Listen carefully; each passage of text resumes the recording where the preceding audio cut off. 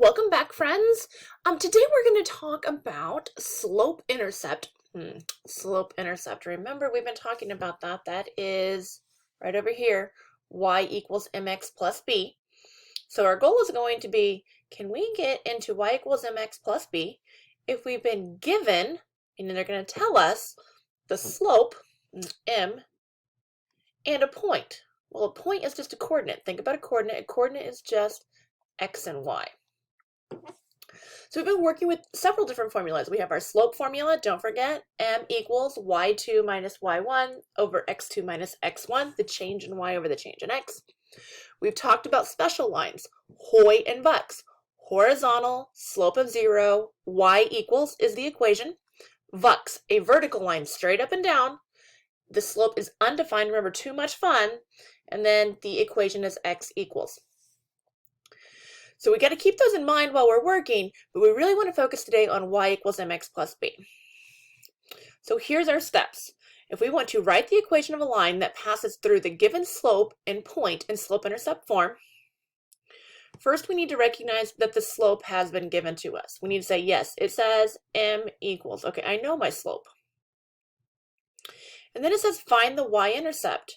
Remember, the y-intercept is b. It's the beginning. It's where it starts on the y-axis. And third, we're going to rewrite everything we know into y equals mx plus b. So we have a point, 2, 1. Remember, this is x and y. And we know m. So if we think about this, if we write the equation y equals mx plus b, I know m right here. It's 2. And I also know an x and a y. X is 2, y is 1. What I don't know is b. That's what I have to go find. So I'm going to plug this in. The y, look closely, be careful. The y is 1, so 1 equals, my m is 2. Between the 2 and the x, remember we have multiplication. And what is the x? The x is 2. And then I'm looking for b. I don't know b, that's what I'm trying to find. But now I have an equation I can solve for b. The only variable left, the only thing I don't know is b, which means if I, as a mathematician, rearrange by using my undo, then I will be able to solve for b. So the first thing I notice here is I have multiplication right here, so I'm going to go ahead and perform that. So 1 equals, what is 2 times 2? Yeah, 4 plus b. Now I'm solving for b.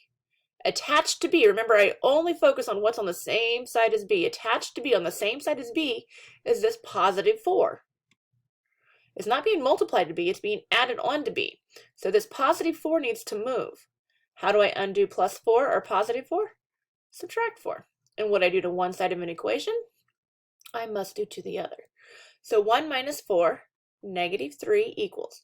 Now mathematicians, 4 minus 4, that's what we wanted to move. 4 minus 4 is 0. So we can go and cancel. I'm going to bring down the b. Well, now I know b. b equals negative 3. Okay, that's what I needed. Because to write it in y equals mx plus b, I need an m and I need a b. They gave me the m, and now I know the b, so I can just rewrite this. Y equals, the m they told me was 2. Y equals 2x, and then my b is negative 3, or subtract 3.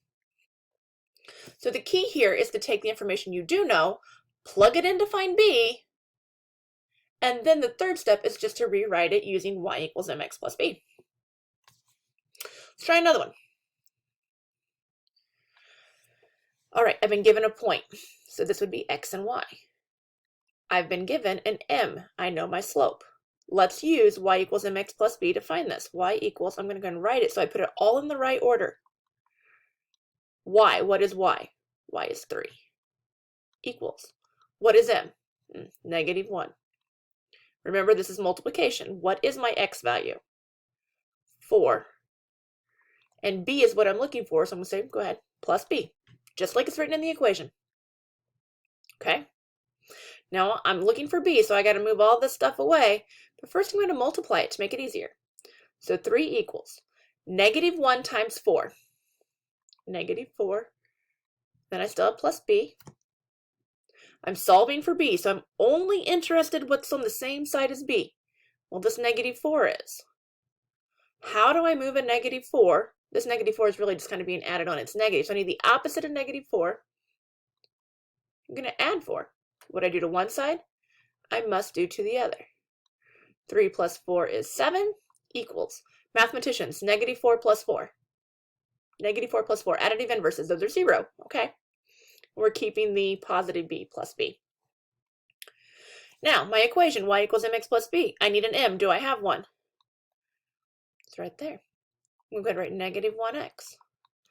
I have a b right here. I found it. I know what it is. It's plus 7. Now, I will remind you that often we don't see the negative 1. We just see negative x plus 7. Again, you have to slow down. Find your x and y, label everything, and then plug it back in. So we'll take a look again. Here's my x and y. Here's my m. So y equals mx plus b. Y is 2 equals m is 1/3. Yes, fractions. X is negative 3. And then we have to add on the b. We're still going to do what we did before. We're going to multiply these two numbers together first. So 2 equals 1/3 times negative 3. 1/3 times negative 3. It's like putting negative 3 over 1. If an integer does not have a denominator, the denominator is always 1. Then we multiply straight across. I'm just going to come over here and do it so it's a little bit bigger. So if I take 1/3 times negative 3 over 1 equals, remember, straight across, 1 times negative 3. Negative 3. 3 times 1 is 3. Now I have negative 3 over 3. That simplifies. That'd be negative 1. So when I multiply negative 3 times 1/3, I would have negative 1. And then I still have my plus b. Still solving for b. On the same side of b is this negative 1. I'm going to have to move that negative 1 across the equal sign. I undo a negative with a positive, so plus 1. What I do to one side, I do to the other. 2 plus 1 is 3 equals, well, negative 1, positive 1. Mathematicians, that's a 0. We keep the b. So we know we need y equals, we need an m. They told us m. It's 1/3. And we have to write the x. Y equals 1/3 x. I need the b. Yep. Plus 3. We're going to look at one more together. Again, make sure you label these out. It's going to help you so much. X and y, I have a slope. I'm going to start by writing my equation. Always a good strategy. If you have an equation, write it so everything goes where it belongs. Y is 5 equals m, 0. M and x are being multiplied, so this would be 0 times x is 6. Write the plus b. Multiply before we move. 0 times 6 is 0 plus b. Well, 0. Do we write 0 plus a number? No. So I really don't need the 0 here. If you subtracted 0 from both sides, that would work as well, but we really don't need the 0. So this would just be 5 equals b. Well, now we know m and b. Y equals 0 is my m, x, plus 5. But that doesn't look right. Remember when we have a 0? What's 0 times anything? And I do mean anything. 0 times anything is 0. So I could just say y equals, that'd be 0 plus 5, and 0 plus 5 is 5. So this is y equals 5. I'm going to remind you, this is that special one that we've been talking about, HOI. It's a horizontal line.